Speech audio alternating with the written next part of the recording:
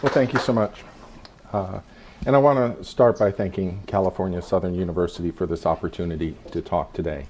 The issues surrounding what has traditionally been defined as parental alienation are extremely tragic family circumstances. And to the extent that this talk today might help lead to a resolution of those family tragedies, it is much appreciated. Now, today I'm going to be talking about the theoretical underpinnings for a different approach to defining what parental alienation is than what has traditionally been offered or described. And I have limited time today, only about an hour and a half or so, and then some questions period. So I'm going to limit my discussion today to just those theoretical underpinnings and the theoretical framework and structure for an attachment-based model to understanding what's traditionally been defined as parental alienation. Yeah, I'll be talking next week at a different seminar for about 5 hours where I will apply the model then to the diagnosis, to treatment, to the legal setting. I won't be able to get into those issues today, but if you're interested in more information along those lines, I suggest I have my website. I have a lot of writings up on my website. I also have a blog that you can access, and I recommend that. I've already got some what I believe are some interesting posts up there, and I anticipate getting some more very intriguing posts on my blog.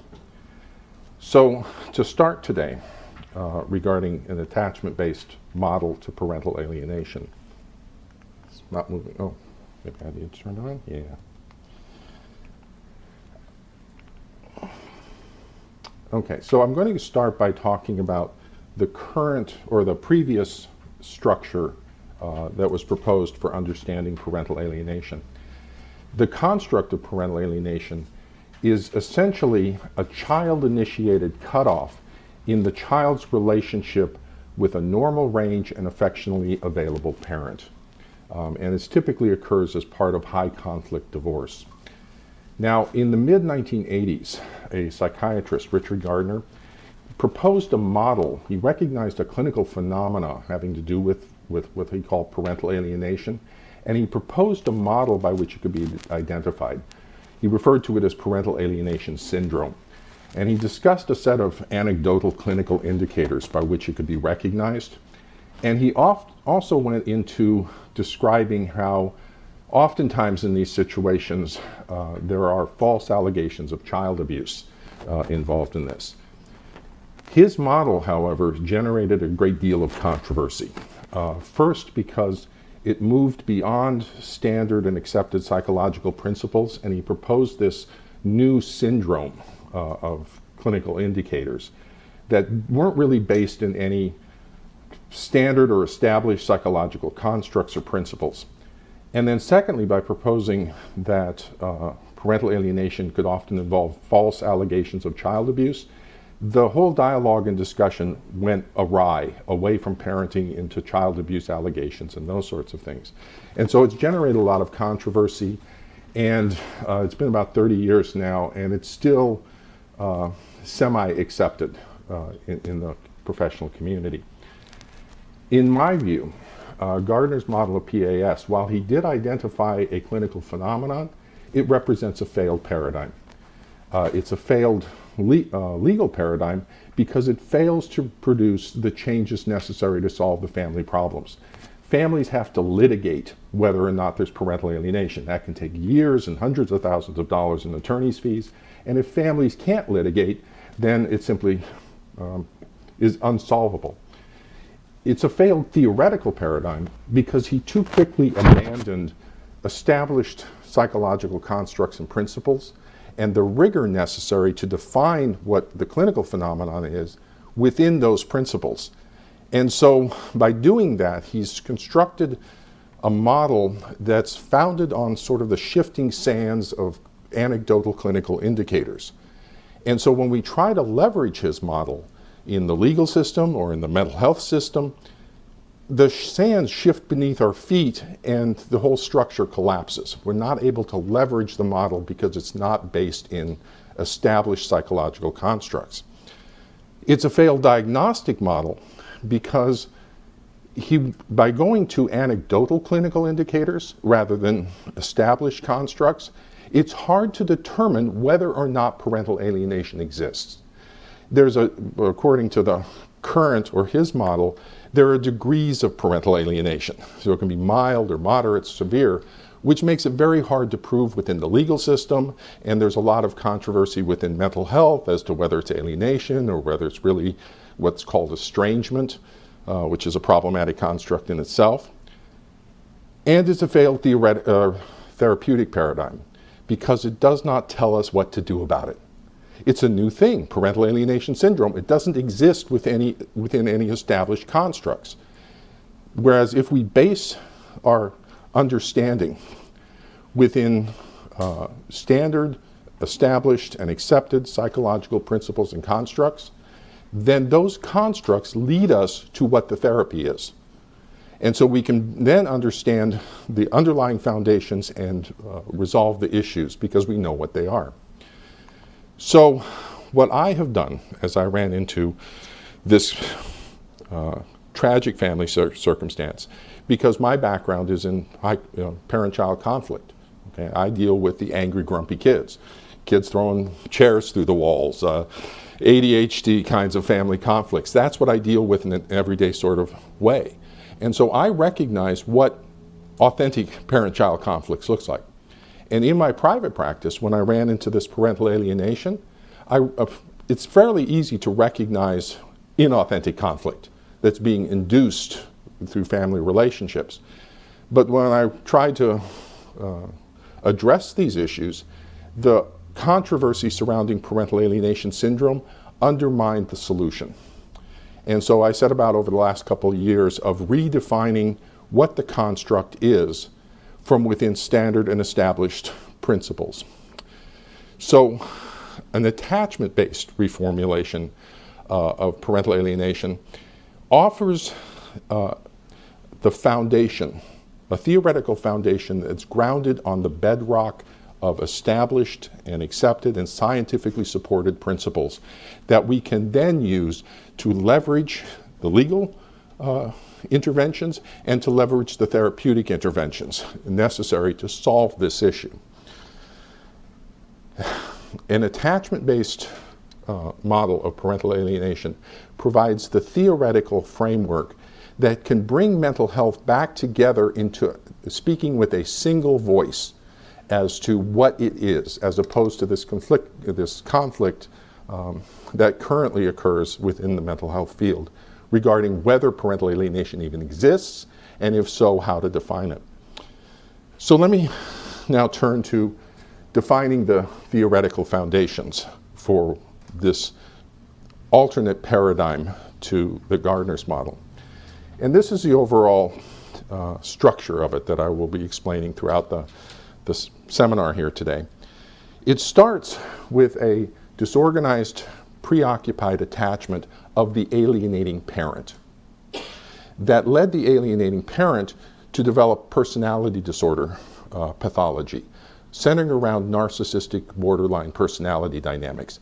Now, don't get too hung up on the labels or the categories, because increasingly personality disorders are being understood as having their roots in the attachment system. And they're dimensional, they're not categorical. And so don't get too hung up on the actual labels. More so, the labels are just sort of descriptive categories or descriptive shorthand to be able to talk about some of the features. Also, Kernberg, one of the leading figures in personality disorders, recognized that narcissistic and borderline personality dynamics are sort of flip sides of the same coin. Underneath, in the attachment system, they're the same dynamic, but they just have different outward manifestations for various reasons. So the disorganized, preoccupied attachment of the alienating parent during childhood constellated into personality disorder traits, narcissistic and borderline. It also involves an attachment trauma, a relationship trauma embedded in the neurological networks of the narcissistic borderline parent. And that trauma is going to be reenacted in the parental alienation. The attachment system mediates both bonding relationships and also the loss of those relationships. So when the divorce occurred, we have a reactivation of the alienating parent's attachment system to mediate that loss experience. And so all of those trauma networks having to do with internal working models of attachment also get reactivated.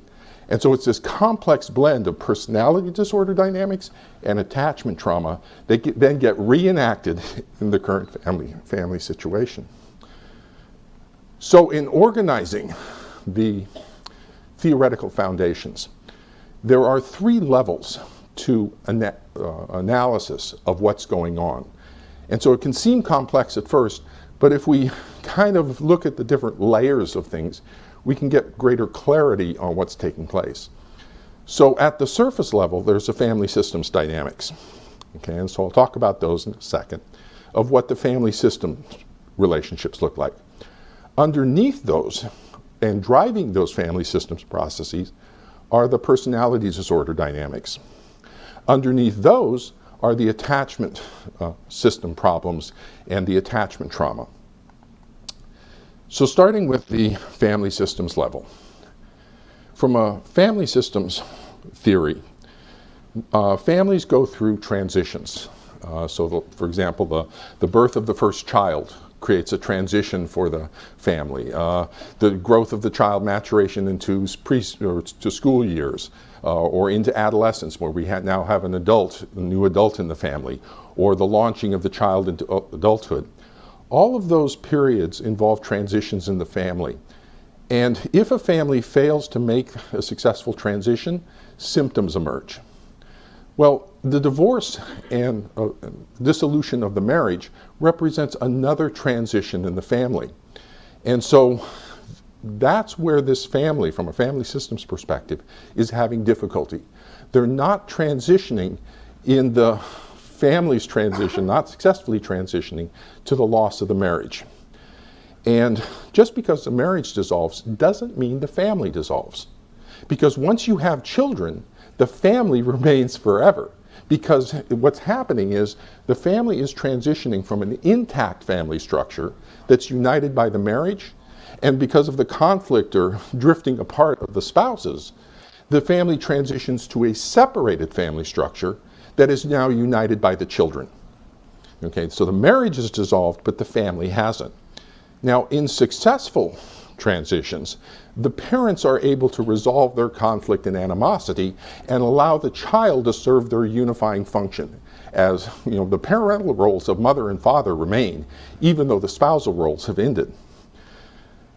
In conflicted families, though, when the parents cannot resolve their conflict, that provides this splitting energy, or this conflict energy that's dividing the family, while the child is trying to serve their role, uniting the family, and so the child can experience that inner conflict, and we wind up with a whole bunch of symptoms in the child.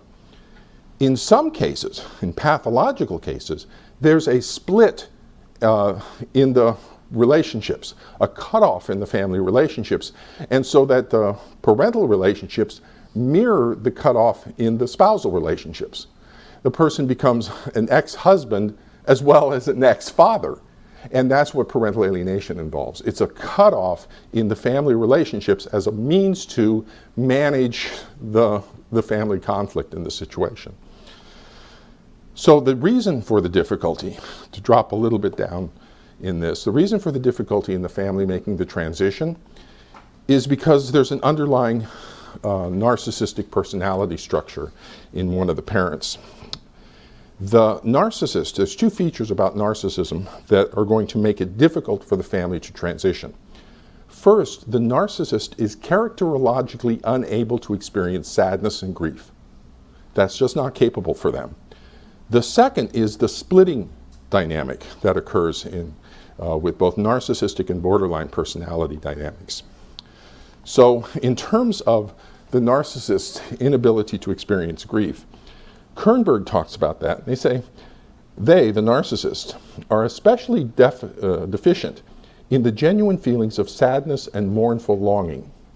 Their incapacity for experiencing depressive reactions is a basic feature of their personalities.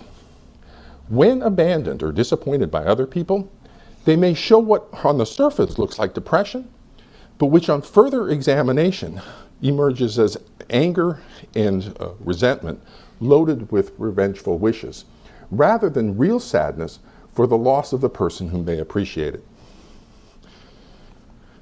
So the narcissistic parent is unable to genuinely experience loss and sadness.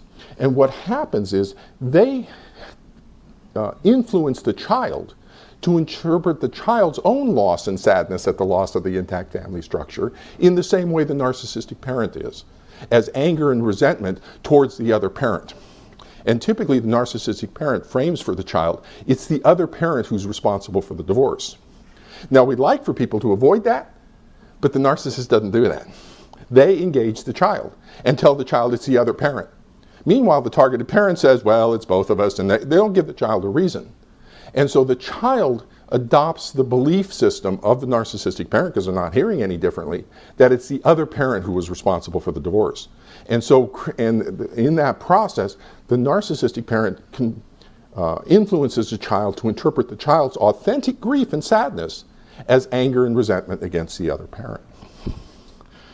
The second feature about the narcissistic borderline parent that inhibits the ability of the family to transition is the splitting dynamic.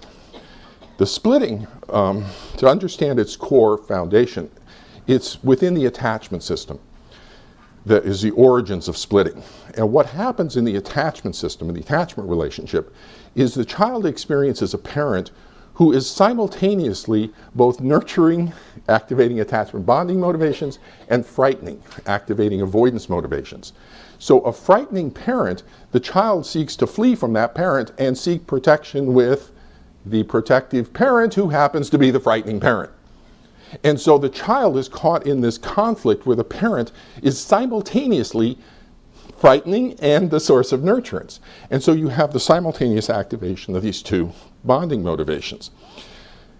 Various studies from Beck and al., Aaron Beck, various studies have found that patients with borderline personality disorder are characterized by disorganized attachment representations.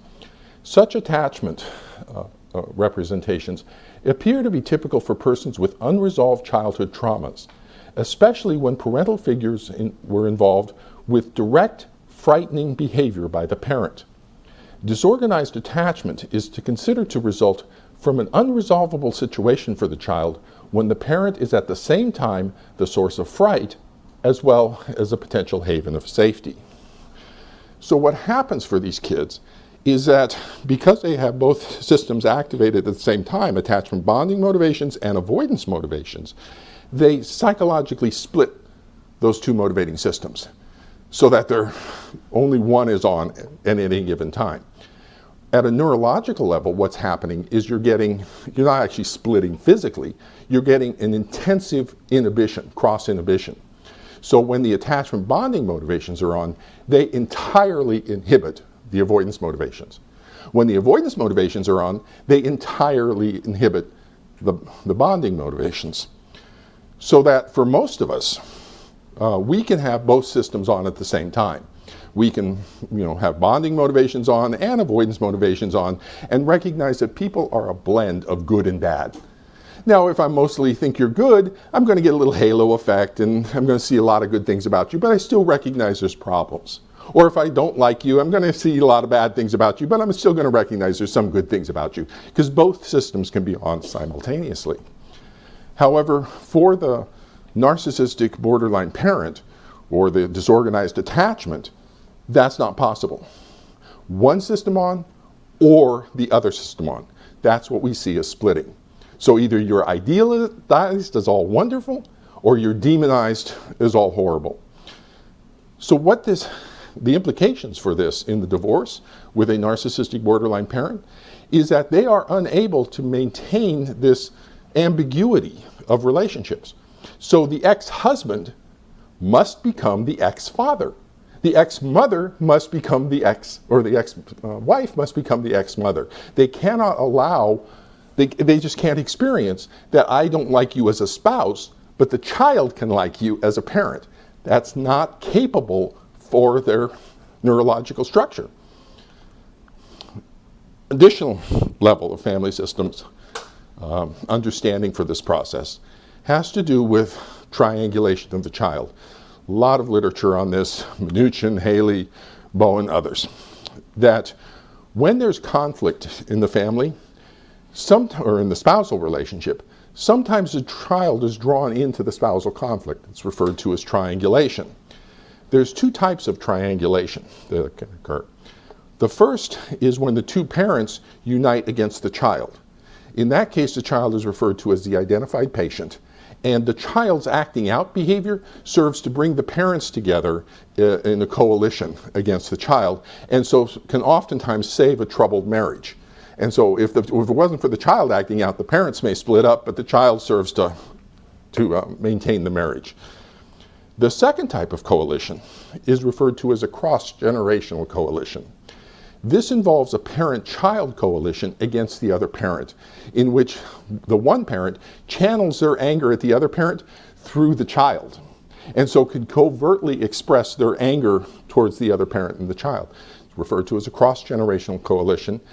J. Haley refers to it as a perverse triangle because it's crossing generational boundaries. Haley defines what a cross-generational coalition is. The people responding to each other in the triangle are not peers, but they're from a different generation. One is from a different generation than the other two.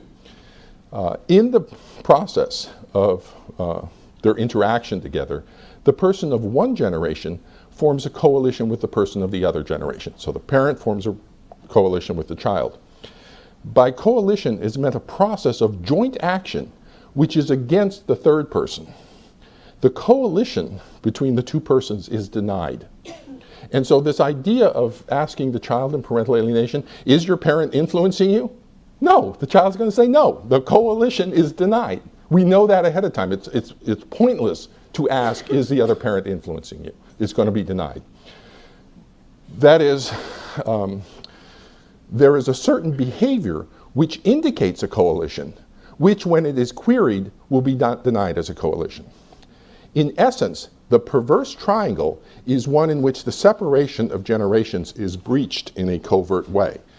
When this occurs as a repetitive pattern, the system will be pathological. Now this coalition across generations is extraordinarily destructive. That Craig, who talks about the breakdown of the parent-child relationship or the enmeshment of parent-children, the breakdown of appropriate generational boundaries between parents and children significantly increases the risk for emotional abuse. When parent-child boundaries are violated, the implications for developmental psychopathology are significant. Poor boundaries interfere with the child's capacity to progress through development, which, as Anna Freud suggested, is the defining feature of childhood psychopathology. A theme that appears to be central to the conceptualization of boundary dissolution is the failure to acknowledge the psychological distinctiveness of the child. That is going to be particularly vulnerability to narcissistic parents. Craig goes on to talk about that. Rather than telling the child directly what to do or think. Okay. Do it. We're going to hold this on real good. Sorry about that. Okay. You're good to go. Okay. So rather than telling the child directly what to do or think, as does the behaviorally controlling the parent, the psychologically controlling parent uses indirect hints that respond with guilt induction or withdrawal of love if the child refuses to comply. So the narcissistic parent isn't just controlling the child's behavior, they're controlling the child psychologically. In short, an intrusive parent strives to manipulate the child's thoughts and feelings in such a way that the child's psyche will conform to the parent's wishes. In order to carve out an island of safety and responsivity in an unpredictable, harsh, and depriving parent-child relationship, children of highly maladaptive parents may become precocious caregivers who are adept at reading the cues and meeting the needs of those around them. The ensuing preoccupied attachment with the parent interferes with the child's development of important ego functions such as self-organization, affect regulation, emotional object constancy. So the child in parental alienation is actually taking care of the alienating parent. What appears to be a bond between the two of them is actually a manifestation of an insecure attachment, a preoccupied attachment, where the child is being engaged in a role reversal relationship of being used as what's called a regulatory object for the psychopathology of the alienating parent. So the bonded relationship is not a good thing. It's not really, it's not a healthy relationship. Although superficially it looks like, oh, isn't everything wonderful? So let's drop down a level to the personality disorder dynamics that are involved. And first off, there's an association between narcissistic and borderline personality.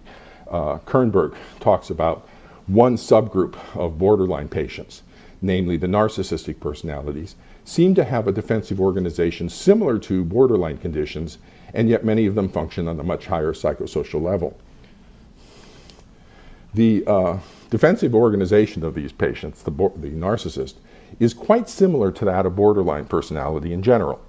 What distinguishes many of the patients with narcissistic personalities from the usual borderline patient is their relatively good social functioning, their better impulse control, and the capacity for active, consistent work in some areas that permits them to partially fulfill their ambitions of greatness and obtaining admirations from others. So there's an association, underlying association between narcissistic and borderline processes. As we've come to understand the attachment system, we can understand that association much better at the lower level of the attachment system. In addition, personality disorders go across categories. So Milan talks about several personalities disorders vary with the narcissistic spectrum, various personality disorders as well as borderline. So we see those two show up a lot. And then Beck and all talk about how borderline personalities can be associated with as many as 5 other different personality structures. So don't get too hung up on the categories. Just recognize that there's an underlying narcissistic borderline personality structure. Now, for the narcissist, to talk about what their core dynamics are, Beck refers to it as schemas. Bowlby refers to them as internal working models.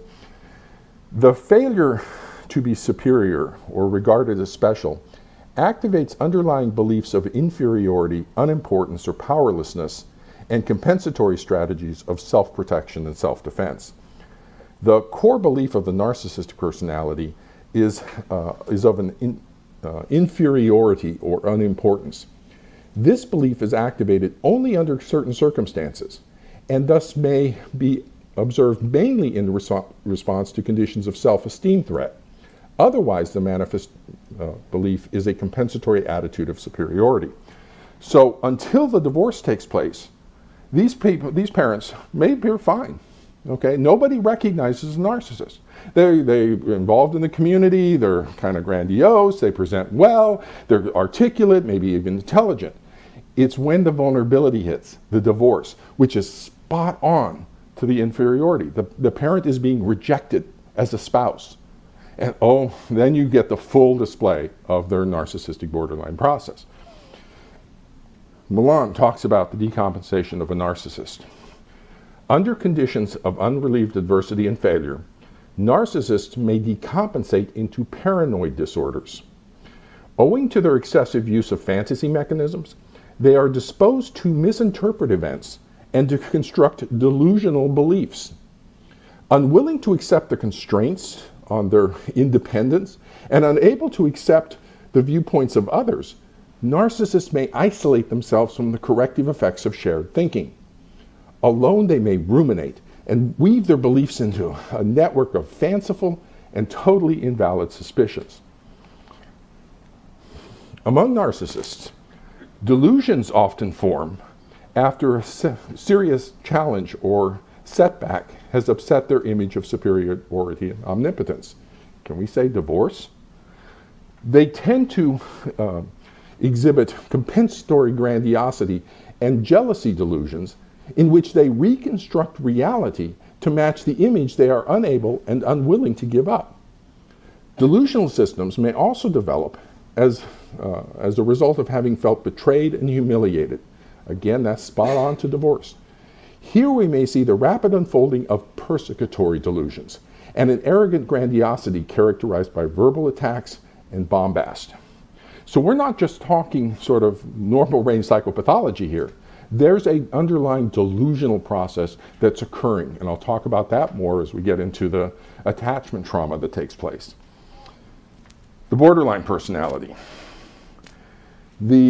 So from Beck and all, the diagnosis of borderline was introduced in the 1930s to explain patients who are on the borderline between neurosis and psychosis. The patients with borderline personality are characterized by hypervigilance, feeling vulnerable in a dangerous world where nobody can be trusted, and dichotomous thinking. And so you'll see that in parental alienation, where the parent feels the other parent is abusive, and they get this persecutory idea that there's a threat or a danger emanating from the other parent.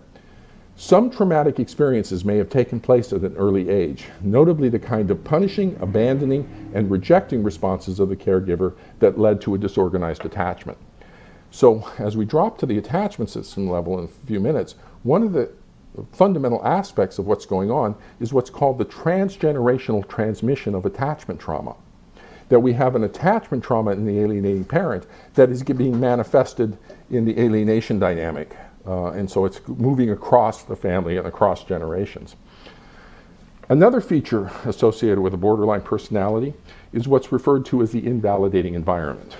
So Marshall Linehan, one of the experts in borderline personality, defines the invalidating environment. A defining characteristic of the invalidating environment is a tendency of the family to respond erratically or inappropriately to private experience, and in particular, to be insensitive or unresponsive to private experience. Invalidating environments contribute to emotional dysregulation by failing to teach the child to label and modulate arousal, by failing to teach the child to tolerate stress, and here's the two important ones for parental alienation, failing to teach the child to trust his or her own emotional responses as valid interpretations of events, and instead actively teaching the child to invalidate his or her own experiences by making it necessary for the child to scan the environment for cues about how to act and feel. There's an article or an essay I've written up on my website having to do with a metaphor of the hostage for kids with parental alienation that describes how that occurs, the invalidation of the child's self-experience in the chaotic world of living with a borderline or the very hostile world of living with a narcissistic parent. Frusetti, Schenk, and Hoffman described the profound effects that the invalidating environment can have on a child. In extremely invalidating environments, parents or caregivers do not teach children to discriminate effectively between what they feel and what the caregivers feel, what the child wants and what the caregiver wants or wants the child to want, what the child thinks and what the caregiver thinks. Now, within family systems literature, this was referred to as enmeshment.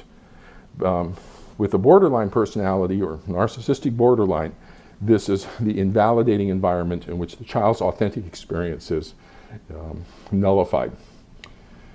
So, the narcissistic borderline personality dynamics associated with parental alienation. This diagram sort of looks at that or explains that process. So at the top we have a disorganized attachment system with the alienating parent that produces the personality disorder dynamics, borderline narcissistic primarily with borderline features. The divorce activates both of those personality dynamics, and so we get an activated borderline and an activated narcissist who's decompensating into paranoid persecutory delusions. The invalidating environment off the borderline personality dynamics combines with the persecutory delusions that are coming from the narcissist to terminate the child's attachment bonding motivations towards the other parent. And I won't have time to get into how that quite works today. But in terms of the attachment system evolved because of the selective predation of children. So it's a predator-driven system. When a parent signals that there's a threat in the environment, the child seeks proximity to the protective parent. So if I have a narcissistic borderline parent signaling to the child that the other parent represents a threat to the child, the child's attachment system will be motivated to flee the threat and seek protective proximity to the parent. So that's essentially what's happening relative to the attachment system. In addition, the borderline vulnerability having to do with abandonment fears and the narcissistic vulnerability having to do with just fundamental inadequacy are expelled onto the other parent. I'm not the inadequate parent, you are. I'm not the abandoned parent, you are. And so it's the child's rejection of the other parent serves to projectively displace the personality disorder dynamics onto the other parent. Let's drop down a level to the attachment system level. At the attachment system level involves the transgenerational transmission of relationship trauma from the attachment system of the child to the or the attachment system of the alienating parent to the current attachment system of the child. The child's attachment system in the current situation represents an inauthentic display of the attachment system. Now, my background, I was doing ADHD. Okay, that's my specialty area. And over the years, I kept tracking younger and younger in the age group to see if we got it early enough, could we solve it, could we cure it? About the mid-90s, I dropped below the age of 5. And when you do that, you have to come the other direction up, from early childhood up. And so I developed a secondary background in early childhood mental health. And when you do that, you have to become familiar with all the different brain systems because they're opening up all over the place during early childhood. And so I have a background in both angry, grumpy kids and parent-child conflict, as well as early childhood attachment system kinds of stuff. So I swore I would never get involved in high conflict divorce. It's too dangerous. That's why I chose ADHD. I went into private practice and started running into some of these kids because there's a lot of family conflict. I immediately recognized this attachment system of the child's inauthentic. That's not the way the attachment system works. It's not an authentic brain I'm looking at. And so if you understand how the attachment system works, this is so easy to spot because it's not authentic. And I'll explain to you sort of the underlying structure of that. The attachment system, first identified by Bowlby back in the 60s and 70s, is a neurobiologically embedded primary motivational system. It's akin to the primary motivational systems for hunger and reproduction. It's a basic motivational system. And it was developed across millions of years of evolution, having to do with the selective predation of children. And so predators are seeking the old, the weak, and the young. When they're coming through the grasses, they're not looking at the adults, they're looking at the kid. And so because of that, the attachment system strongly motivates children's bonding to parents. Okay? Because children who didn't bond to parents were eaten by a predator. So Barry Ainsworth, one of the leading figures in attachment literature and attachment research, defines the attachment system. I define an affectional bond as a relatively long-enduring tie in which the partner is important as a unique individual and is interchangeable with none other. In an affectional bond, there's a desire to maintain closeness to the partner. In older children and adults, that closeness may to some extent be sustained over time and distance and during absences, but nevertheless, there's at least an intermediate desire to reestablish proximity and interaction, and pleasure, often joy upon reunion. Inexplicable separation tends to cause distress, and permanent loss would cause grief. Now, a couple of things about this quote I want to point out is first that it's to a unique individual. My mother, my father, interchangeable with none other. One of the things you'll see in parental alienation sometimes is the child will reject the mother and take on the stepmother as the new mother. Start calling the stepmother by calling her mother and starting to call the biological mother by her first name, or conversely the father and the stepfather. And so you will see this weird thing. Children don't do that. You can't replace people. Ooh, the narcissist can. Narcissists, very shallow relationships. The people are interchangeable. So the idea that I've got the child who's interchanging people suggests I've got a narcissistic parent in there that's influencing the child. The second thing I want to point out about this is that notice that Mary Ainsworth talks about attachment system in older children and adults. People think the attachment system is just about early childhood. Oh, no, no, no, no. Okay? It's a primary motivational system throughout our lifespans. And you can think of it in terms of the language system as a metaphor. The language system, another regulatory system of the brain, develops in early childhood. We call it experience expectant and experience dependent. So the brain expects language. And so it's experience expectant, it's got brain networks already set up to acquire it. But what specific language it learns, Russian, German, French, is dependent upon what it hears. So it's experience expectant and experience dependent. Now we learn language in early childhood, somewhere between 2 and 6. We learn language, but we use language throughout our lifespan. Similarly, for the attachment system, the grammar of the attachment system that we learn are called internal working models. We learn expectations for self and other in relationship, and we learn that grammar in early childhood. But we use that grammar throughout our lifetimes. So the attachment system mediates spousal relationships, and it mediates our own relationship when we have children. So we use it throughout our lifespans. Mary Ainsworth goes on. An attachment is an affectional bond, and hence the attachment figure is never wholly interchangeable or replaceable by another, even though there may be others to whom one is also attached. So if you ever see a kid calling a parent by the parent's first name, that's weird. That's not an authentic attachment system. Something's going on. In attachments, as in other affectional bonds, there is a need to maintain proximity, distress upon inexplicable separation, pleasure and joy upon reunion, and grief at loss. So now, if I have a child who's rejecting a parent, then I don't want to go on visitations with that parent. Where is my joy upon reunion? Where'd it go? It's not real. I don't care. Parents can be grumpy parents. I'm sure we've all had kind of difficult parents and difficult childhoods. And yet we still maintain a bond to that parent. We still want that parent's love. Where's the grief at loss? The child is rejecting a relationship with a parent. The attachment system will respond with grief. That's just the way it works. Where's the grief? Children do not reject parents. Let me run that by you again. Children do not reject parents. Children who rejected parents were eaten by predators. Genes that allowed children to reject parents were selectively removed from the gene pool. Children do not reject parents. So the moment you see the child judging a parent and rejecting a parent, that's not an authentic attachment system. Who rejects parents? The other spouse. Husbands reject wives. Wives reject parents. So I've got parental influence going down to the child and suppressing the child's natural attachment bonding system because I've got a child rejecting a parent. Children do not reject parents. Now, I deal with angry, grumpy kids all the time. Okay, is there a parent-child conflict? Oh, absolutely.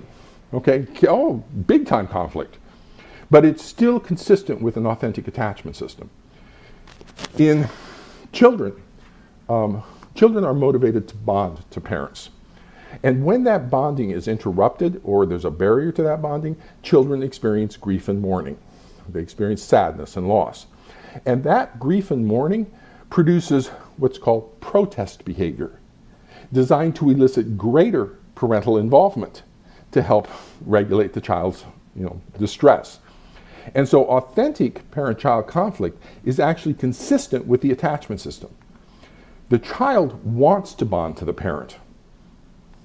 There's some sort of barrier that's preventing the child from bonding to the parent, which produces the protest behavior. There's your conflict.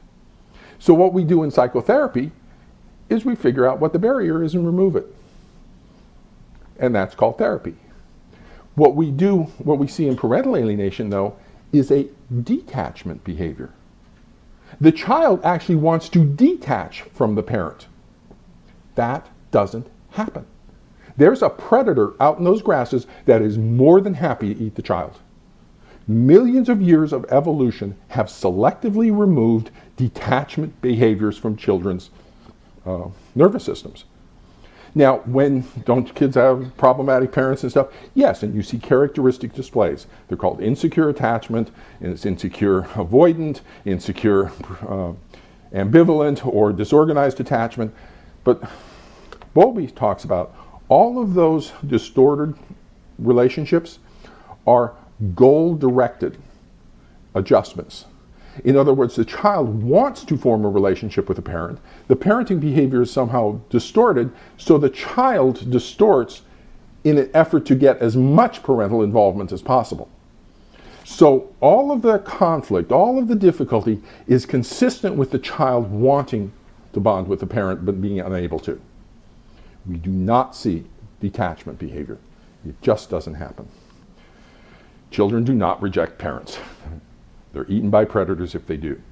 Authentic parent-child conflict results from a barrier, and it's designed to elicit greater parental involvement. What happens in parental alienation is you will see a detachment behavior in which the child is trying to sever the bond, which is not authentic to how the attachment system works.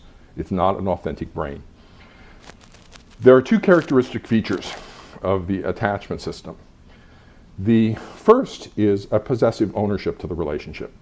My mother, my father, my husband, my wife, my son, my daughter, that person belongs to me, and I belong to that person. Because if I run to any old adult in the community, that adult may not protect me from the predator. I have to run to a specific person, my mother, to get protection. And I protect my son or my daughter. I don't protect any old kid. And so it's this quality of possessive ownership to the relationship. What happens in parental alienation? The child is rejecting a parent. That doesn't happen. That's still my mother. And oftentimes they will take on the step parent as my mom or my dad. That's not authentic to how the attachment system works. It doesn't happen. The second is the grief response that Mary Ainsworth referred to. When an attachment relationship is severed, there's a grief response. In parental alienation, where is the child's grief response? The child has separated from a parent. What happened to it? And that's a critical feature for understanding what's going on. The child has a grief response at the loss of the parent, initially at the loss of the intact family structure. The narcissistic parent distorted the child's grief response into anger and resentment against the other parent. And then the child rejects the other parent and has an additional compound now of a great grief response at the loss of the relationship with the parent. And the narcissistic parent distorts that. Your parent's bad. That other parent's parenting is bad. That's why you hurt. Because they're a bad parent. They're abusive. And every time the child goes on visitations with the targeted parent, they want to bond with them, but they don't. It hurts more. Ow. It's something about being with you hurts. I can't put my finger on it, but something hurts. And then when they go back to the alienating parent, there's no bonding motivation with the targeted parent because they're not available. So their pain goes down. I feel better when I'm with the alienating parent. It hurts more when I'm with the targeted parent. It must be something about you, the targeted parent, that is abusive. The narcissistic, alienating parent's right. You're a bad parent. You hurt me. But it's not true. It's a misattribution of an authentic grief response that the child is having. If we just straighten that out again and help the child orient to what their authentic experience is, it's not because you hate the other parent. You actually love them very much and you want to bond with them. You want to get hugs. And if you get hugs and bond with that parent, all your pain is going to go away. That's the therapy for parental alienation in a nutshell. The child's symptoms in parental alienation are not authentic to how the attachment system, a neurobiologically primary motivational system, works. It's not authentic. But that means anybody who's looking at this, the child custody evaluators, treating therapists, all those folks need to understand how the attachment system works. It is fundamental to professional competence working with this special population of children and families that professionals who work with this have to understand, have a pretty competent level of understanding for the attachment system. Let's drop down into the alienating parent's attachment system. The psychology of the alienating parent is kind of a scary place to go. And with the borderline processes, you have one whole set of things. With the attachment processes, you have a whole new level of understanding for the psychopathology that's emerging. I find this level the most fascinating. In going back to our diagram here, we have the triggering of the personality disorder, and then that terminates the child's attachment bonding motivations. But an additional line coming through the pathology is this attachment trauma in the internal working models of the alienating parent's attachment system. The attachment system forms these internal working models of relationship expectations for self and other in relationship. These internal working models then coalesce during childhood and adolescence into the personality traits and features. The attachment system and its internal working models of relationship mediate the responses both in terms of the formation and the loss of closely bonded emotional relationships.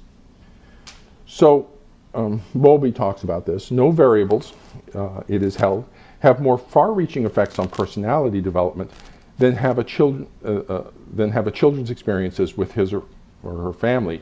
For starting during the first months of his relationships with his mother figure and extending through the years of childhood and adolescence in his relationships with both parents and others, he builds up working models of how attachment figures are likely to behave towards him in any of a variety of situations. And on those models are based all of his expectations and therefore all of his life plans for the rest of his life. Notice again, he's not talking about early childhood here. The attachment system is embedded into us and mediates our relationships throughout our lifespan.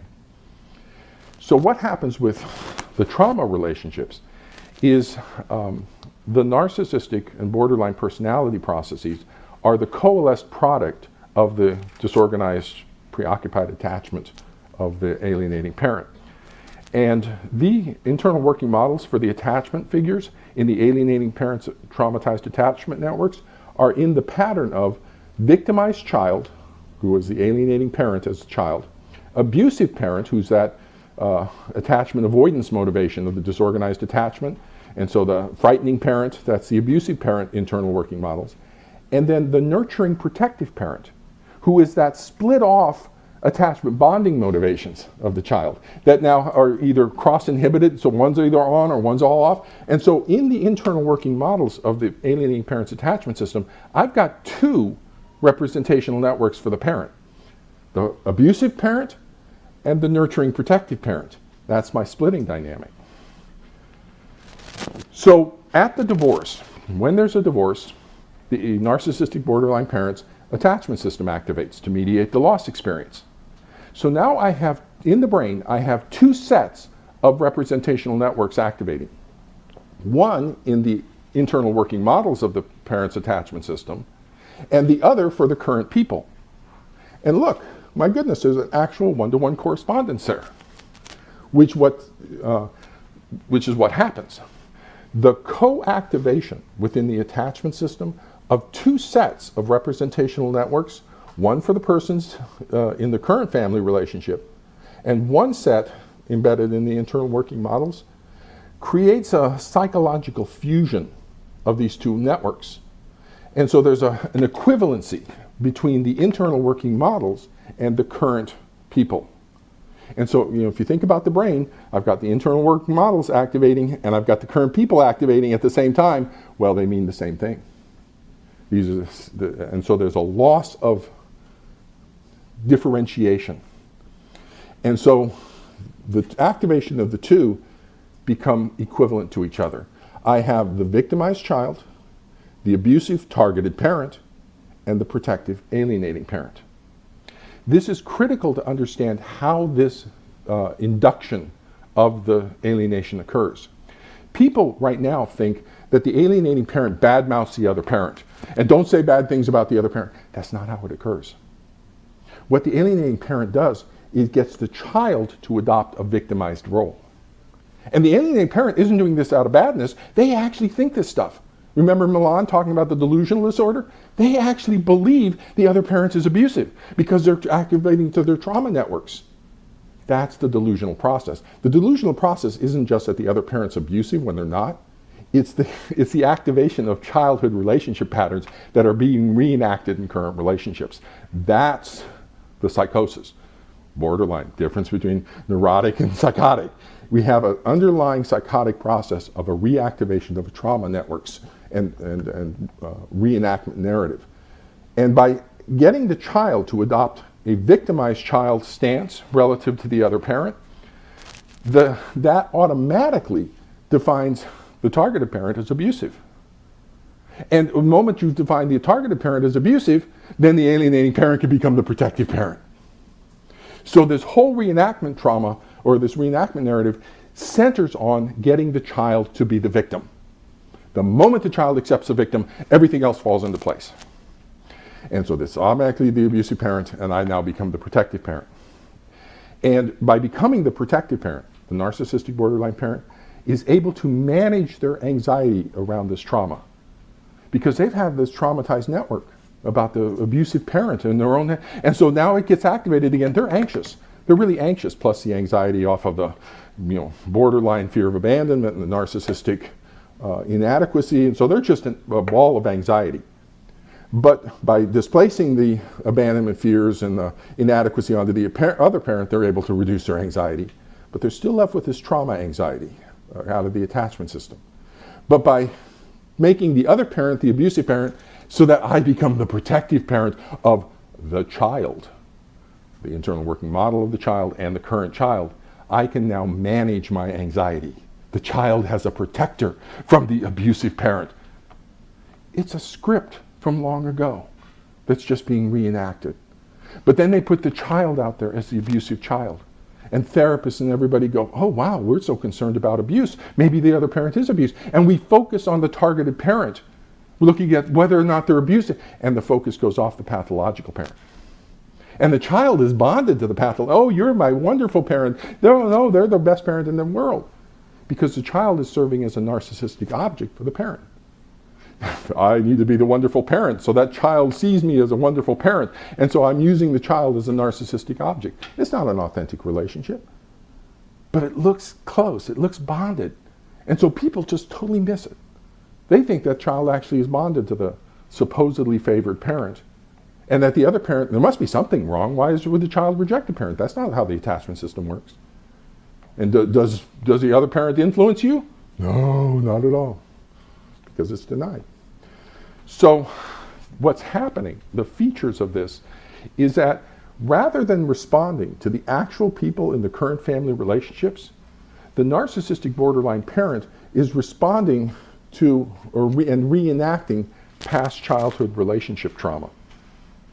So here we have, as understanding what is occurring with parental alienation, we have three different levels to understanding this. At the core level is the attachment system that creates the personality disorders, but also the trauma networks that are being reenacted. Then we have the level of the narcissistic borderline parent, who's displacing their own inadequacy and abandonment fears onto the other parent and is distorting the child through the inability to process grief and the splitting dynamic.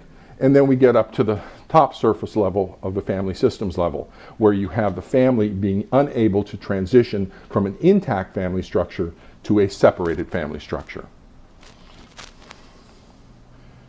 So to put out, or to sort of lay out the dynamics of parental alienation.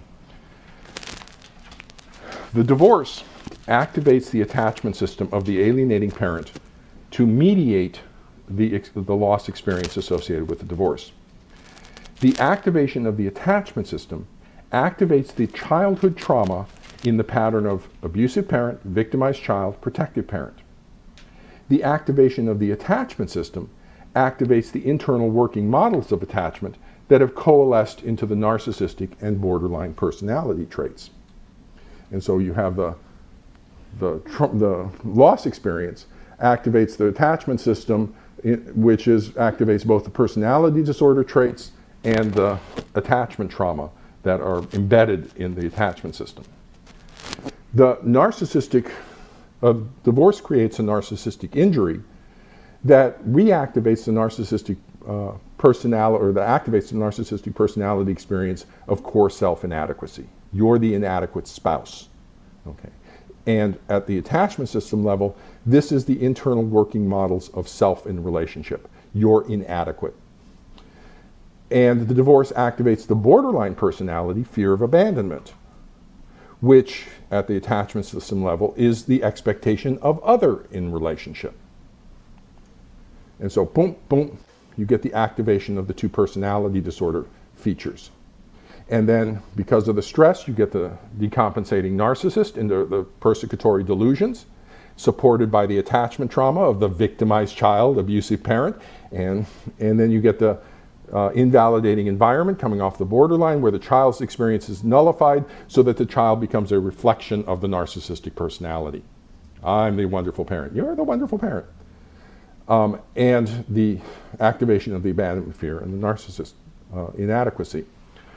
So the excessive anxiety that's activated for the alienating parent that's associated with narcissistic inadequacy, the borderline fear of abandonment, as well as the attachment trauma that's embedded in there, is misinterpreted or misattributed as representing an actual threat posed by the other parent. So the alienating parent authentically experiences an intense anxiety. They're not making this up. They're not because they're a mean person. They actually feel an intense anxiety coming off all these networks, but they misattribute it as an authentic signal of the other parent representing a threat. Now, is it a threat to me because I'm a narcissist? No, I'm wonderful. There's no threat to me. What's the threat then? In the attachment system, the threat's to the child. This other parent represents a threat to the child. They're an abusive threat to the child. And they reconstruct reality to create that threat. Now, how does that actually occur with the kid? All they have to do with the kid coming back from a visitation with the other parent is get the kid to adopt the victim stance. How did things go with your parent? Oh, okay. Oh. The parent goes in, drops affect. They indicate to the kid, signal to the kid, that's not the right answer. The kid says, well, it was kind of boring. Oh my goodness. They didn't provide things for you to do? Oh, they only get to see you so rarely. How come they don't take care of you better and do give you things to do? I can't believe them. They're so self-centered and so selfish. And so in that, the alienating parent overreacts to what are essentially normal range stuff. But they overreact and communicate to the kid that this is somehow abusive parenting that they're receiving. That they're not being treated special enough. That's the narcissist. You're not being treated so special. And they give the kid the themes to which the kid can then. The other parent is selfish. The other parent has anger management problems. Kid says, yeah, dad told me to empty the dishwasher and got really upset with me when I didn't. Got really angry and then punished me. Normal range parent-child stuff. Oh, I can't believe that. He's having you do his work for him? Oh, I can't believe he has so little time with you. Why doesn't he just spend his good time with you? Why does he think he's so selfish? He has these anger management problems. Just like that with me and during our marriage. Now, on the surface, is the parent criticizing the other parent? No. They're being wonderful and understanding to the child who is criticizing the other parent. So they get to hide behind the child. And so the child believes that. The child comes to believe, I'm the one criticizing the other parent. This parent is just being wonderful and supportive of me. They're listening to me. So therapists and evaluators who ask the child, is the other parent criticizing the other? No, I'm the one criticizing. They take responsibility for it. But it's a distortion coming through. The narcissistic parent, one of the symptoms of narcissism is exploitation. They're inducing the child's symptoms and then exploiting the child's symptoms. One of the great exploitations on this is because the child is symptomatic, they can effectively, the narcissistic parent can effectively nullify the rights of the other parent for custody and visitation and nullify court orders because it's not me, it's the child. The child refused to get out of the car. What am I supposed to do? Drag the child from the car? And so they hide behind the child's symptoms. Courts don't sanction children for defying court orders, and they won't sanction the alienating parent, because how can you prove it's the alienating parent causing this to the child? The child is saying, I'm doing it. And so that's how this whole dynamic emerges. The alienating parent gets the child to adopt the victimization role. The moment the child adopts the victimization role, the other parent's automatically defined as abusive, which allows the alienating parent to be the protective parent. So you have the trauma networks feeding into the delusional process, the persecutory delusions off of this. The internal working models of the alienating parent's attachment trauma networks are in the pattern of all bad abusive parent, victimized child, and all good protective parent. And then through the distorting, invalidating environment communications coming off the alienating parent, this whole reenactment, the child is induced into adopting the victimized child role, which automatically defines the other parent as abusive, which automatically allows the new parent to become the protective parent. And that's an important feature, that protective parent role, because that's the role that's allowing this parent to manage their trauma anxiety. So you will see that prominently displayed by the narcissistic borderline parent. I'm the protective parent. Okay. The abusive will be carried by the child. It's the child who's accusing the other one of abusive. And occasionally the narcissistic borderline parent will toss in a little, they were just like that with me in my marriage. I know just how the child feels. So they'll offer a little support for the child for doing that. But really the core role is the protective parent. Interesting, a phrase you will often hear with the narcissistic borderline parents in this is, I just want what's best for the child. It sounds wonderful, doesn't it? Do you know what? We all want what's best for the child. And it has the implication, I want what's best for the child, as opposed to the other parent who's so selfish and just thinking of their own needs. And they just want to be with the child. When the child doesn't want to be with them, they won't let the child come spend all their time with me. How selfish of them. That's the underlying message that's being communicated by, I just want what's best for the child. And they're trying to present as the all-wonderful parent. So if you get a parent coming in and presenting as all wonderful, be suspicious. Sometimes I will use a detective metaphor for clinical psychologists. We come on a crime scene and we gather information, clinical data, and then try to figure out what took place. So if you look at that metaphor for a detective, imagine a detective going on a murder scene and finding a typewritten, unsigned note that says, my name's Bill Smith, I committed this murder. Would you go, oh, the case solved. I've got a confession from Bill Smith. That'd be a pretty lousy detective. If you get a kid coming in saying, I hate my other parent, they're mean to me, it'd be a pretty lousy psychologist if you just go, oh, okay, I guess so. Okay, there's all sorts of complicated dynamics, role reversal relationships, cross-generational coalitions, reenactment trauma. We need to look much deeper into this. So the trauma, all of this stuff, produces this victimized child abusive parent reenactment that then suppresses the child's attachment system. The child sees themselves as victims. The attachment system does not bond to the predator. It bonds to the protective parent. If the alienating parent defines the other parent as the threat, as the predator, it turns off the kid's attachment system. That's why we see the inauthentic attachment system. It's been turned off by defining that parent as the threat or the predator. And what you see is a bonding or proximity seeking to the protective parent, the alienating parent. They do not want to leave that parent. Now again, if you understand anything about the attachment system, secure attachment, the child explores the world and then comes back to check in and then goes back out to explore the world, then comes back in to check in. But they engage in normal range exploratory behavior because they're safe from predators. If we're looking at parental alienation, the child is not engaging in normal range exploratory behavior of forming an independent relationship with the other parent. They're seeking to maintain continual proximity to the quote-unquote protective parent. That's an indication of insecure attachment. And yet people look at the relationship and say, oh, look how bonded they are, as if it's a sign of secure attachment. It's not. It's an insecure attachment. If you understand the attachment system, this stuff just jumps out at you. And the way the child is forming, because the child has an insecure attachment with a narcissistic borderline parent, the way to strengthen that attachment is by forming that coalition, that us versus them. So now I'm bonded to the parent because it's us versus the other parent, is a way of managing that insecure attachment. So the child's induced symptomatic rejection of the other parent defines the targeted rejected parent as the inadequate or entirely abandoned parent. You're the bad parent. The narcissistic borderline parent psychologically expels, through projective displacement onto the other parent, the narcissistic fear of inadequacy and the borderline fear of abandonment. You're the inadequate parent in person, not me. You're the abandoned parent or person, not me. I'm the ideal, all wonderful parent who will never be abandoned by the narcissistic object of the child.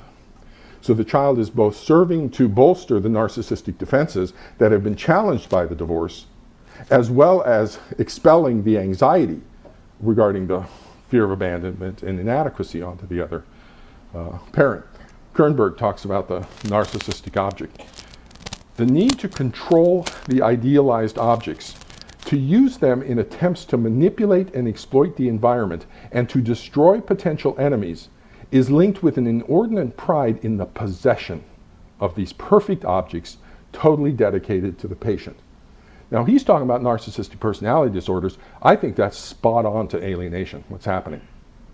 That the child is, when the child surrenders to the narcissistic parent and to the belief systems of the child is granted narcissistic indulgences. And the child is just seen as you're the wonderful child because I'm the wonderful parent, and aren't we wonderful? And we're just wonderful in this few steps. And so the idealized object, the parent idealizes, the narcissistic parent idealizes this wonderful idealized object of the child and uses them in attempts to manipulate and control the environment. I don't care what the custody order says, you're not getting custody. I get to possess the kid as a symbol of my victory over you. I'm the better parent. See, I've got the kid. And to destroy potential enemies, the other parent. You didn't appreciate me for my narcissistic wonderfulness. You deserve to suffer. You deserve it. That's another feature of the narcissist. And is linked to the inordinate pride in the possession of the child. I have possession of the child, dedicated, who's totally dedicated to me, the parent. It's a very destructive relationship for the child. The issue of parental alienation is not one of child custody. It's one of child protection. And that's critical that we begin to understand. This isn't a child custody issue. This is a child protection issue. The child is being used in a role reversal relationship with a narcissistic parent to meet the needs of the narcissistic parent. That's very destructive to the healthy emotional development of the child. And so here's your full diagram. Here's the complete kind of process. Disorganized attachment activates the personality disorder, activates the trauma network, feeds into the persecutory delusions, and the decompensating, the narcissistic inadequacy and the fear of abandonment are expelled from the narcissistic borderline parent by being projectively displaced onto the other parent. So on the back of this are a set of references. If there's more information you're interested about this, I've written some stuff on my website about this, applying it to therapy in terms of working with the grief response of the kid, looking at some of the legal implications.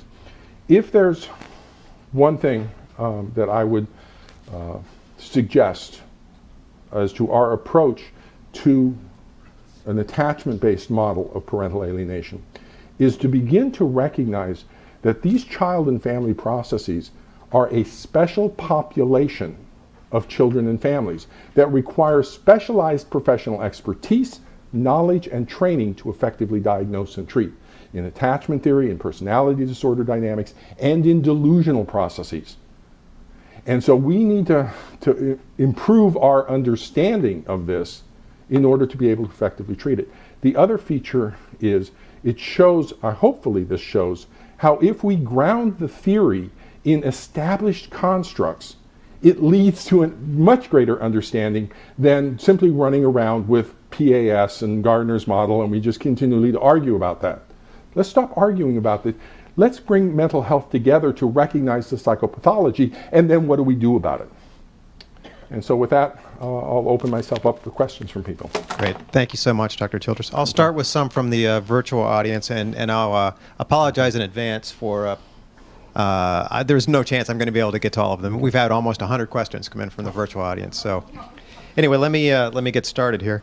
What sort of psychopathology is commonly found in children in which parental alienation occurs, and what tends to manifest immediately, and what might tend to emerge later on in adulthood? I would use a metaphor of a ventriloquist puppet. The child has lost the authenticity and their self-authenticity. And that's going to have implications, because it's in a transgenerational transmission of attachment trauma, it's going to have implications for their future marital relationships and for their future relationships with their own kids, in which this trauma is being reenacted. I have a post up on my blog. One of the things having to do with the source origin of the trauma. One of the things about my work, because I work kind of a brain guy, is there are files within the attachment system, sort of the internal working models or the schemas. And as I work with people, I'll ping those files and see what the ripple comes back, and start reading what the source code is within those files of the attachment system. And what's distinctive is some of the source code in there, the role reversal relationship, using the child, the cutoff in the child's relationship, is characteristic of sexual abuse victimization. Interestingly, borderline personality disorders are also associated with sexual abuse victimization. I suspect, now I'm not saying that the kid in the current situation was sexually abused. I want to be very clear on that. That's not what I'm saying. What I'm saying is there's a trauma, possibly a sexual abuse trauma, that entered the family a generation or two earlier and is rippling through the family. And so this, what we see now with alienation, is a second or third generation iteration of sexual abuse trauma previously. And so in terms of the pathology that we will see, we will continue to see it ripple through the generations. A little less with each generation as it works its way through. But you will see the role reversal relationships with the current child. When they grow up with their own kids, they'll use their kids in the role reversal relationship. There'll be spousal difficulties. A lot of times, because of the unprocessed grief, down the road you'll see depressive reactions, possible substance abuse. There's some in the literature about this, that we need to be doing more research about this sort of thing. At the current situation, and this is where I could go into the diagnosis of it, what you will see in the child symptom display is a characteristic set of 5 narcissistic/borderline personality symptoms. What the child is exhibiting isn't oppositional defiant behavior. It's borderline grandiosity of judging the other parent, a sense of entitlement, a haughty and arrogant attitude, a loss of empathy, and the splitting dynamic. So we got a child who is developing a personality disorder as we watch. And so that's the pathology that's currently going. Plus the child has a delusional disorder about the targeted parent being a bad parent. So I've got delusional disorder, I've got attachment system disruptions, I've got personality disorder dynamics, all from the pathogenic parenting of a narcissistic borderline parent. This is not child custody issues. This is child protection issues. I'll ask a couple more from the virtual audience before turning to the in-person group. This question has come in articulated a number of different ways, but it's a commonly asked question. A learner notes that he found it very helpful that you tied the narcissistic and borderline features to the attachment model to explain the process. And many wonder, do you often see parental alienation in the absence of a narcissistic borderline parent? It depends how you define parental alienation. So I am defining it as part and parcel of narcissistic borderline personality. So no, I would not see an attachment-based model of parental alienation in the absence of narcissistic borderline personality. Now you may have something else, but it's not an attachment-based model of parental alienation. And in doing that, we can sort of begin to circumscribe what we're talking about. And so it's not everything under the sun, it's about this specific thing. Now what I have seen, because personality disorders are dimensional. They can blend across because they're all embedded in the attachment networks, and so they're not distinct categories. I have seen complex blends. I have seen narcissistic borderline, primarily narcissist. Narcissistic borderline, primarily borderline. The primarily narcissists tend to be men. The primarily borderline tend to be women. And they have different kind of featuristic displays. The borderline display will have a stronger fear of abandonment process. The narcissistic display will have more of a grandiose narcissistic object, I'm the wonderful parent, and revengeful quality. I've also seen narcissistic borderline antisocial. That combination is really nasty. It has a domestic violence quality to it, where the child is being used as a retaliation against the other parent. I had the dad in that case say, I'm out to destroy the mom. I'm going to bankrupt her. He said that in an interview with me. It's like, wow, okay. I've seen narcissistic borderline histrionic.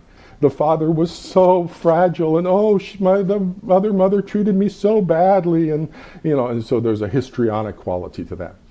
I've seen narcissistic borderline obsessive compulsive.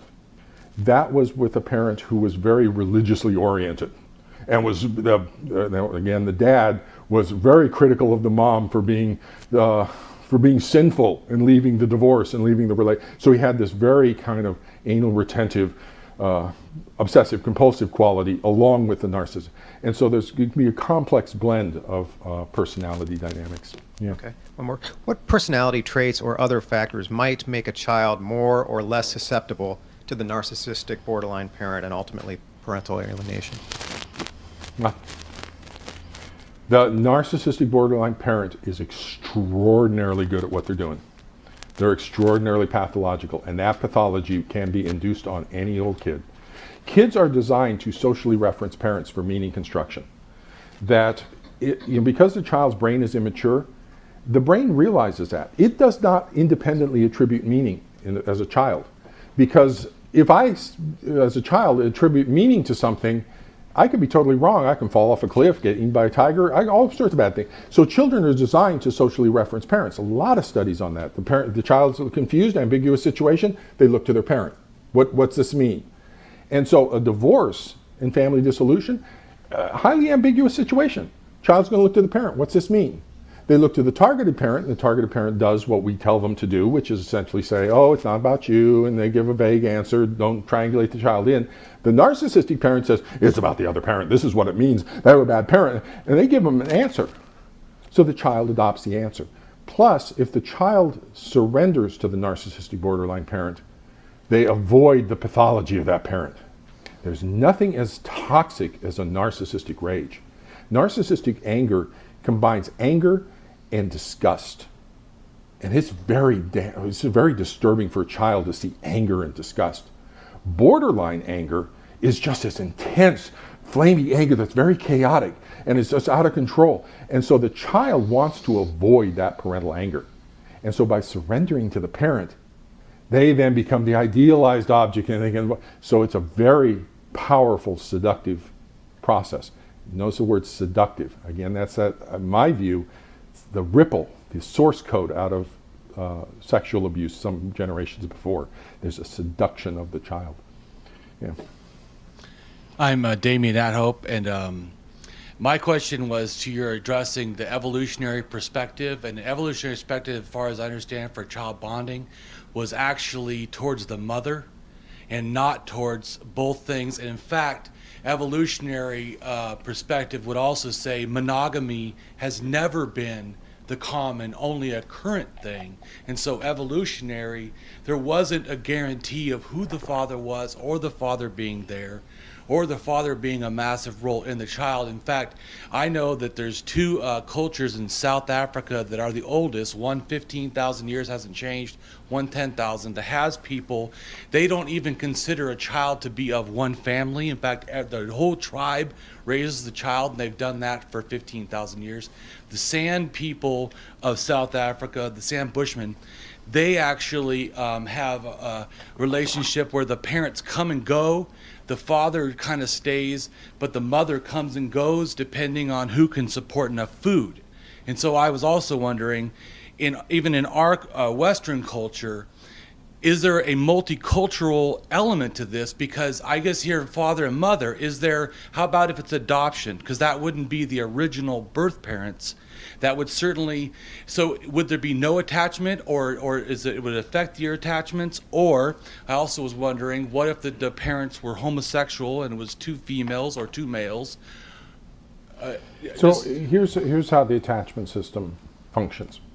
The brain is experience expectant and experience dependent. So there are experience expectant areas that are expecting a relationship with the mother figure, expecting a relationship with the father figure. Now, in addition to being experience expectant, the brain is experience dependent. So the brain expects language, but what language it learns through experience. And so the attachment system expects to have attachment bonds. There will be adults who care for me. A predisposition to male, a predisposition to female, because it learns a little bit better, attaches if it has a bias towards those. But now, if it gets an experience of 2 mothers, okay, fine. I learned German. I learned German with a Northern German European accent. I learned 5 different accents of Chinese. So we can learn dialects, we can learn accents, we can learn from experience dependent. But underneath that is an experience expectant. And fundamental to the attachment system and understanding it is that it's a primary motivational system that promotes child bonding to parents. Okay? So how that's actually expressed in any given situation is going to be unique and individual. Now, is there a difference between mother and father? Yes, in early childhood. But now, I don't have the research on this because we're still early in our process of understanding the attachment system, but from my understanding of child development and my experience, there's a stronger bonding that begins to open up for children to parents in what Freud would call the latency years, right around the Oedipal period, and all of a sudden the child goes, oh, there's dad out here too. And so there's more of a predisposition for dads to become involved in little league soccer, all those sorts of things. And then there's changes that take place in adolescence and all those. And so we need to look at a developmental line to things. We need to understand that things are not hardwired into the child's brain, but to understand the underlying attachment system and how it functions. The other feature that I want to caution about is saying, oh, the child is bonded to the mother and the dad's not all that important, so a child who rejects a relationship with the dad isn't a problem. No, that's a problem. And that dads is important. The father-daughter relationship is hugely important. Father-son relationship, hugely important. And so just because we think of early childhood as being mostly the mom doesn't denigrate the roles of dads in lives. Now, uncles are important. Other extended family, yes, and we can get a lot of that. Adoption, I think it's interesting that adopted kids oftentimes want to go back and find their birth parent. I think that's just a ripple of the experience expectant in them. They know that this is my dad, this is my mom, this is who raised me. So the experience dependent says, I have a mom and dad. But a little bit of the ripple off experience expectant says, I wonder who my bio mom was. And just there's a question about that. So it's complicated, yeah. Good afternoon, or morning. My name is Bonnie Delgado, and I'm here with Psychology 80, I forget. It doesn't matter. A hypothetical situation, a young girl in a situation that you described, say at 14,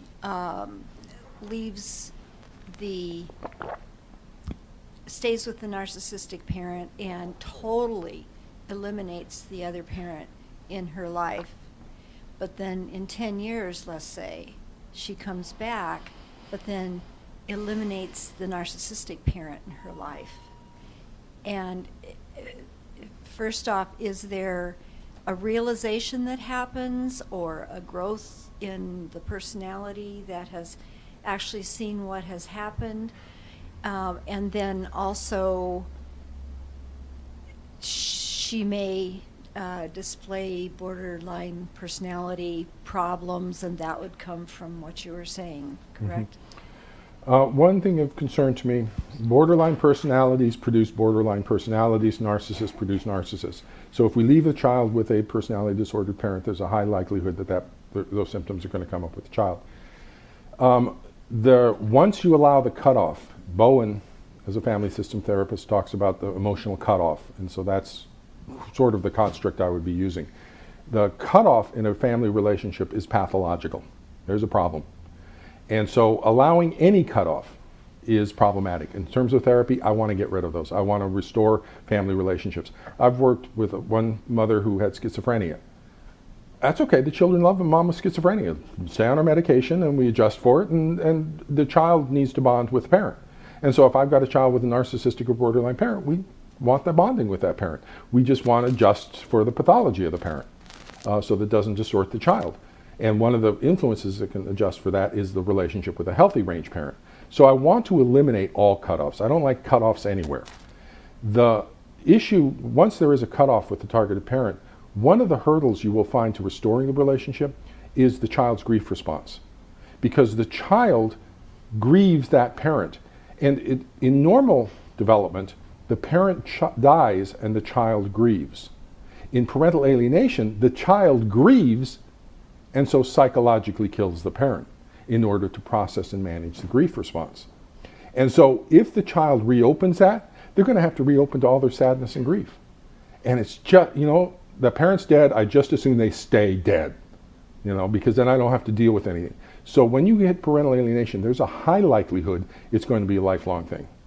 Now there is also a developmental curve that I work with in normal families, adolescence and young adulthood. The child goes out into the world and there's a separation from the family. But typically, developmentally, around age 25 to 35, there's a reunification and restoration of the relationship. So no matter how bad adolescent was, when the kid's 35, they're having barbecue with the mom, and everything's restored, and they laugh about how what a troubled childhood they had. And so there is a rhythm to that return after separation. And so that could possibly play a role in this. The other feature I've noticed sometimes is the narcissistic borderline parent is so over the top that the child recognizes a pathology. And when that happens, they just go, wow, that parent's really pathological, and they escape that parent. But oftentimes it's too insidious and it's difficult to escape. Let's see if I can articulate this. Are the dynamics of attachment disorder, parental alienation, and your role in providing therapy or treatment, are those complicated when the parents, when their marriage is still intact, when there's no intent to divorce? That can happen. And prior to the alienation, you'll see a lead up into that process. Now, going back to established constructs, attachment, the family is essentially, from a family systems perspective, the child is being triangulated into the spousal conflict through a cross-generational coalition with one parent against the other parent. That's exceedingly common. Okay, that's no big deal. We see that all the time. And so from a parental alienation syndrome model, I would say that that's what that mild to moderate looks like. It's negative parental influence that we see all the time. Parents have influence on kids, and it's problematic. It crosses a boundary line, though, when we have a narcissistic borderline parent who begins to really distort the kid. Now we're looking at severe pathology. And so that's where I would draw a dichotomous cutoff. And I would look at the symptom display of the child that I'm seeing as a specific set of symptoms in the child as serving that cutoff. When it occurs in the family, then I'm looking at broadly family systems kind of stuff of a cross-generational coalition. And prior to the divorce, I don't yet have the full activation of the narcissistic inadequacy and the fear of abandonment because they're still in the family. That parent or that spouse is still a very problematic spouse. And it may be headed for divorce down the road. But yeah, it gets really complex. My name is Buki Atolagbe. I'm in psychological assessment, Dr. Rich's office of class. And I want to thank you for such a volume of information that you have given us this afternoon. And I'm wondering if there would be any influence of extended family. The gentleman had mentioned the African cultural influence. Mm-hmm. In order to mend it, because it sounds like if something is not done, it's just going to be a cycle on and on and on and on. Narcissistic children, narcissistic grandchildren, narcissistic great-great-grandchildren. Where do we stop? Should there be an influence coming from the extended family where a child does not see himself as the only, that he's connected to somebody, that is just not me alone in this world. You know, I'm all in all. Right. And under the DSM-4, they had a diagnosis of a shared psychotic disorder, which is essentially a shared delusional disorder. And under the DSM-4, I would say the child merits a diagnosis of a shared delusional disorder, that they have a delusion shared with the parent regarding the what they believe the abusive parenting of the other parent that's essentially normal range. And one of the issues around a shared delusional disorder is the isolation of the family. It gets very closed in on itself. There's no extended networks out. You notice Milan's quote talks about they reject shared thinking, and alone they ruminate and create these fanciful beliefs. So that isolation quality enhances the pathology within the family. So any embedding into social context is healthy. One of the things, neurobiologically again, is the brain evolved in the context of a tribe, where you're known from birth to death. And so over millions of years, the human brain expects those relationships. And what we understand now through Shore and others is that there's mirror neurons and things. The brains actually go into a resonant state with each other. And so the social brain actually stabilizes my individual brain. And so when I work with ADHD, one of the problems with my kids with ADHD is they drop out of the social field. And I've got an isolated brain that goes all over the place and has impulse control problems, and it's all because they're not being regulated by the other brains. And so to the extent that we can get the child into a social network, then the other brains can help regulate and get rid of the pathology. Problem is the narcissistic parent pulls the child away. The other problem is the narcissistic parent will pull them into their own family of origin, which produced the narcissistic parent. And so I've got grandparents with pathology, and they all support the pathology, and now I've got a whole little enmeshed, what Bowen describes, I think, as an undifferentiated ego mass. Okay, so everybody's just like all over here. The other thing that Garner noted as one of his anecdotal symptoms is that the children of parental alienation reject a relationship not only with the targeted parent, but also with the family of the targeted parent. And I find that interesting. I haven't quite figured that one out. It may have something to do with the attachment system, but I've seen it. They not only reject you, they reject the grandparents or the uncle that they used to have a relationship with. So there's an intentional isolation of the child. And so, yeah, we need to get them back out there. The other feature that I would extend off of that is, as therapists, we are extended family. In a tribal context, we're the tribal elders, okay? And so you have a problem, you bring in this tribal, and so we have an influence, at least my perception as a family systems therapist, we have an influence on the child to help balance the child out and say, oh, no, your target parent, that's fine. They took your iPhone away. Well, you were being a little jerk. You know, the parents take away the iPhones. It's not a big issue. It's not abusive, okay? And to help balance the child out regarding the distortions coming off the other parent. Great. I'll try to squeeze in two more if I could. We had a couple of questions come in regarding, in your experience, what impact, if any, does birth order have on what we're talking about today? It has some. The narcissistic borderline parent is trying to manage their pathology. They're not, and they actually believe what's going on, so they're not thinking in sort of a malicious way about things. They're just responding. And so they will target the eldest child. So it's the eldest child that they will go for the rejection and alienation with. And the other two, or the other kids in the family, will be spared the alienation to start with. And so you'll see the eldest kid reject the parent, and they'll still maintain a relationship with the other two.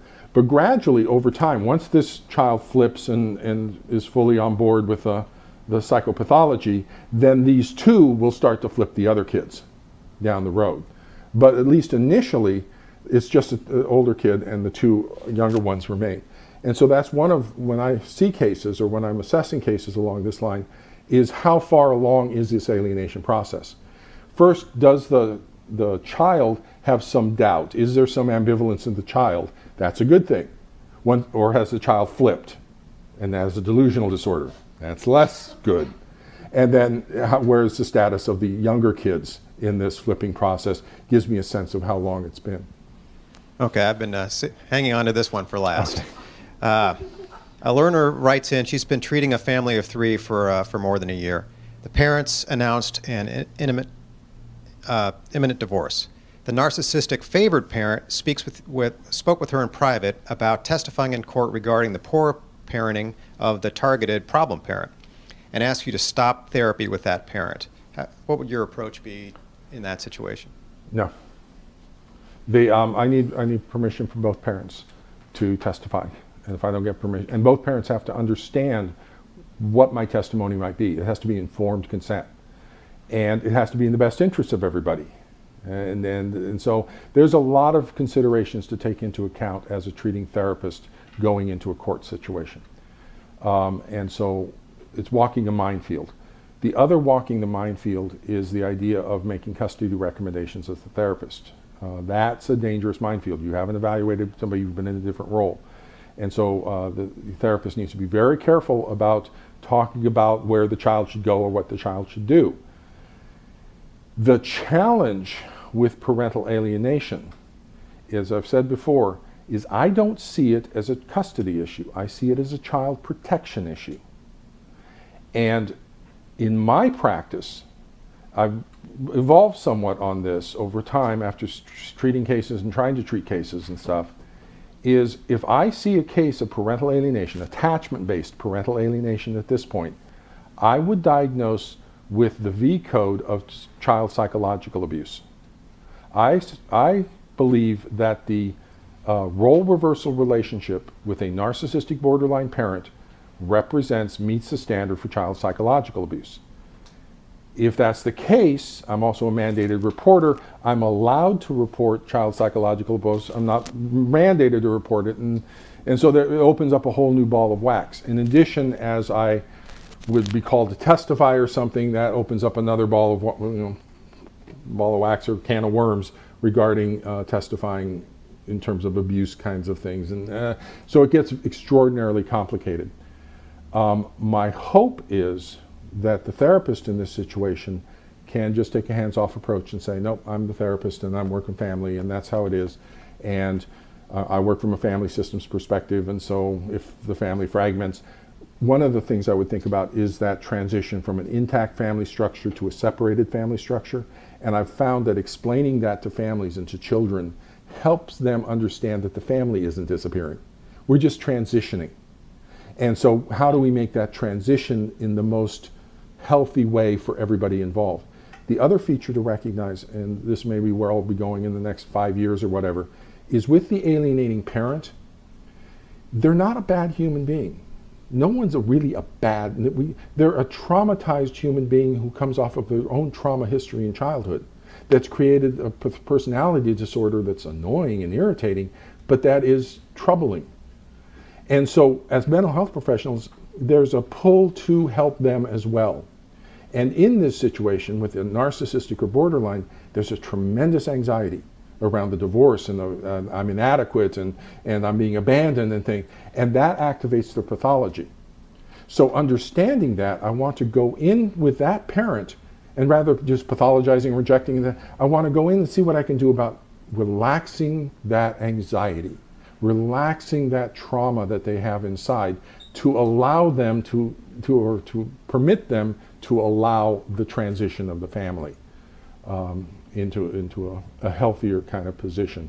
And so, that's where, the parent I hear there saying they go to the pathology of the cutoff.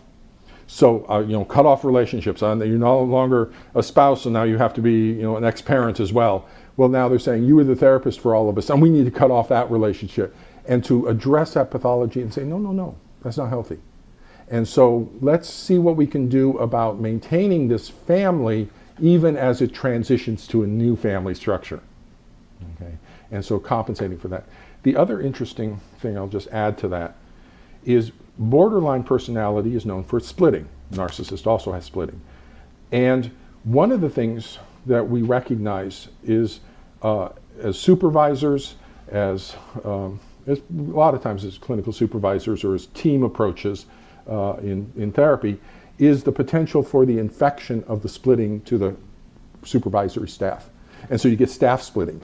And so you get a borderline trait, supervisee into a supervision group kind of situation, and one supervisor will be on the favor of the intern, and the other will be hostile to the intern, and they'll start fighting amongst themselves. And so you get this parallel process in the supervisory staff to what's going on, to the splitting dynamic. And that's what I believe is occurring right now in mental health regarding parental alienation. We have a borderline process. And so the professional community is all arguing amongst ourselves. Oh, there's parental alienation. No, it's junk science. And we're fighting that splitting dynamic. And as therapists, we need to be cognizant enough to recognize that and not do that. No, I'm not going to be split. I'm not going to do this stuff. We need to stay unified in our approach to the psychopathology and not demonize the psychopathology. We're treating it. And so to maintain that balanced approach for the therapist would be my recommendation. Thank you. Well, unfortunately, we're just about out of time, but before we go, a couple of quick items. And first and foremost, thank you so much, Dr. Childress, for a fantastic lecture. This is wonderful. Thank you.